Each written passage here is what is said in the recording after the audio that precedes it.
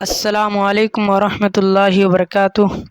الحمد للہ رب العالمین والصلاة والسلام علی سید الانبیاء والمرسلین وعلی آلہ وصحبہ اجمعین، اما بعد۔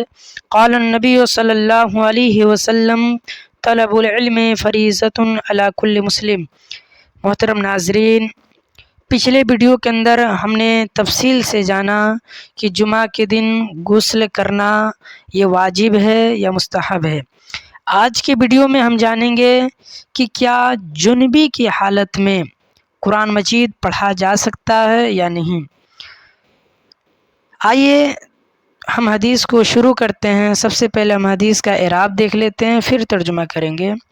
علی رضی اللہ عنہ حدیث کے راوی ہیں۔ عن علی رضی اللہ عنہ قال کان رسول اللہ صلی اللہ علیہ وسلم یقرؤون القرآن ما لم یکن جنبا، رواہ الخمسۃ وہذا لفظ الترمذی وحسنہ وصححہ ابن حبان۔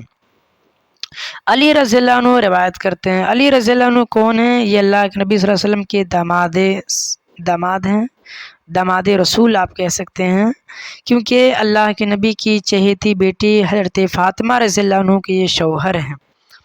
علی رضی اللہ عنہ، ان کی کنیت ابو الحسن ہے اور ابو تراب بھی ہے، اور یہ اللہ کے نبی صلی اللہ علیہ وسلم کے حقیقی چچا زاد بھائی ہیں، اور یہ اسلام قبول کرنے میں انہیں اولیت حاصل ہے، اور یہ سب سے کہا جاتا ہے کہ سب سے چھوٹے میں، یعنی لڑکوں میں سب سے پہلے اسلام قبول کرنے میں علی رضی اللہ عنہ ہیں۔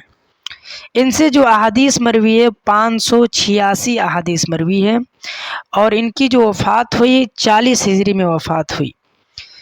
40 ہجری میں یہ وفات ہوئے۔ فجر کی نماز پڑھانے کے لیے جب گئے، مسجد میں جب پہنچے تو عبد الرحمن بن ملجم ایک خارجی تھا، اس نے علی رضی اللہ عنہ پر تلوار سے حملہ کر دیا، جس کی وجہ سے یہ وفات پا گئے۔ 18 یا 19 رمضان کو یہ وفات پائے۔ جب یہ وفات پائے تو اس وقت ان کی عمر 63 سال تھی۔ یہ اس وقت خلیفہ تھے۔ ان کی جو خلیفہ کی مدت ہے، مدت خلافت 4 سال 9 ماہ ہے۔ تو یہ علی رضی اللہ عنہ یہ اللہ کے نبی کے داماد ہیں۔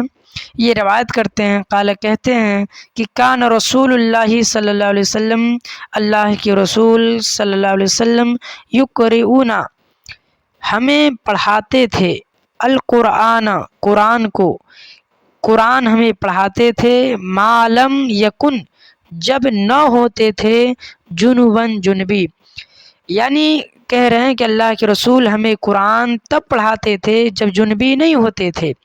گویا کہ جنبی کی حالت میں اللہ کے نبی صلی اللہ علیہ وسلم قرآن نہیں پڑھاتے تھے۔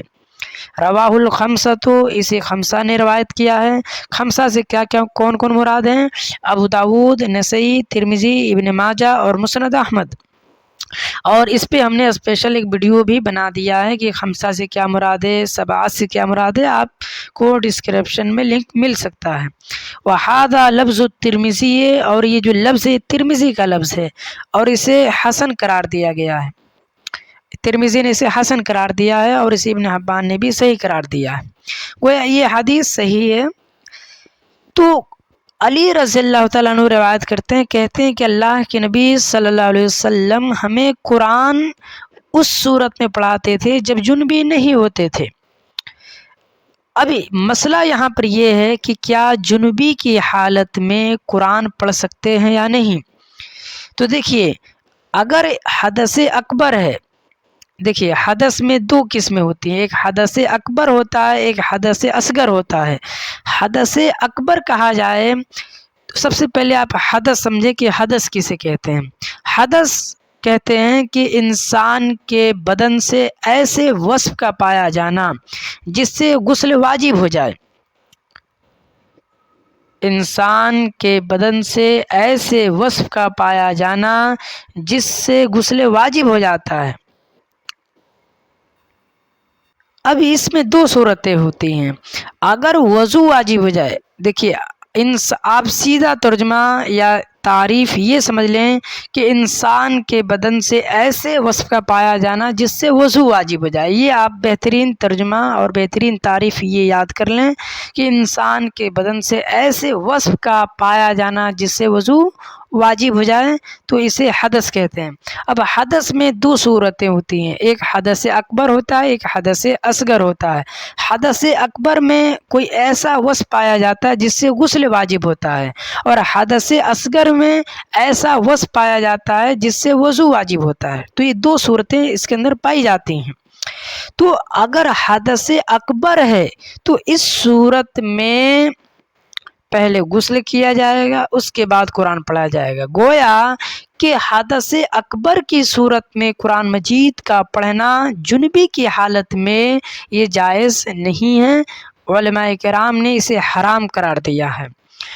اور حدث اصغر میں جس میں وضو واجب ہوتا ہے، وضو کرنے کے بعد قرآن مجید جنبی شخص پڑھ سکتا ہے، اس کی جواز ملتی ہے۔ تو حدث اکبر میں یہ حرام ہے علماء کا کہنا ہے، اور حدث اصغر میں یہ جائز ہے، وضو کرنے کے بعد آدمی پڑھ سکتا ہے۔ اور ایک اور حدیث دیکھ لیتے ہیں۔ اس حدیث کے راوی ابو سعید الخدری رضی اللہ تعالیٰ عنہ ہیں۔ ابو سعید خدری رضی اللہ عنہ کون ہیں؟ ان کے تعلق سے ہم بتا چکے ہیں کہ یہ کون ہیں۔ پچھلے دو یعنی اس ویڈیو سے پہلے جو ویڈیو گزرا اس کے اندر ہم نے ابو سعید خدری کے بارے میں جانا تھا کہ ابو سعید یہ ان کی کنیت ہے، ان کا اصل نام سعد بن مالک ہے، اور یہ 64 یا 65 ہجری میں وفات پائے تھے۔ ان سے 1170 حدیث مروی ہے۔ تو یہ روایت کرتے ہیں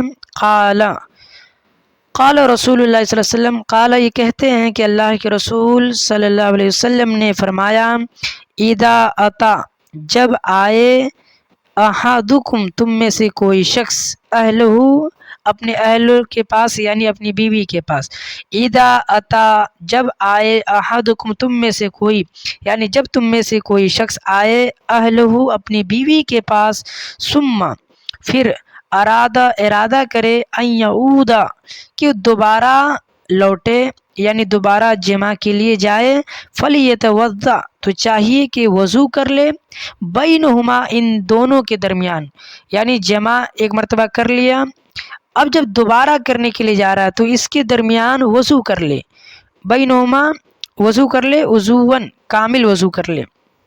رواہ مسلم، اسے مسلم نے روایت کیا ہے، اور حاکم نے زیادہ کیا کہ فإنہ اس لیے کہ انشتو یہ زیادہ تازگی ہوتی ہے، زیادہ اس کے اندر فرتیلا یا زیادہ ایک نشاط پیدا ہوتا ہے اس سے، للعودی دوبارہ جب یعنی جمع کرنے کے لیے جایا جائے، اور اس وقت اگر غسل کر لیا جائے اس سے پہلے تو زیادہ نشاط پیدا ہوتا ہے، زیادہ چستی پیدا ہوتی ہے جمع کرنے کے وقت، ہم بستری کرتے وقت بیوی سے مطلب کہ اس کے ساتھ ہم بستری کرتے وقت۔ تو ابو سعید خدری رضی اللہ تعالیٰ عنہ کی اس حدیث سے معلوم ہوتا ہے کہ جب کوئی شوہر اپنی بیوی سے ہم بستری کرنے کے لیے جائے تو ہم بستری کر لے، تو دوبارہ ایک تو ہوا ہم بستری کر لیا، اب دوبارہ پھر سے ہم بستری کرنا چاہتا ہے، ایک مرتبہ کر کے پھر الگ ہو گیا، اب دوبارہ ہم بستری کرنے کے لیے جانے کا ارادہ کر رہا ہے کہ دوبارہ ہم بستری کروں، تو دوبارہ ہم بستری کرنے کے لیے اس کے اوپر یہ غسل یا وضو مستحب ہے کہ وہ پہلے وضو کر لے، اس کے بعد جا کر کے اپنی بیوی سے ہم بستری کرے۔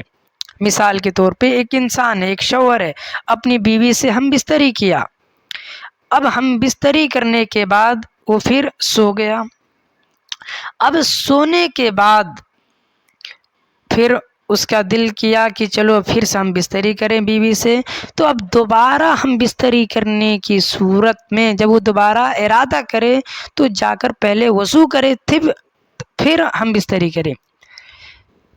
یہاں پر یہ مسئلہ نوٹ کر لیں کہ دوبارہ جمع کرنے سے پہلے وضو کرنا مستحب ہے، یہ مسئلہ آپ نوٹ کر لیں۔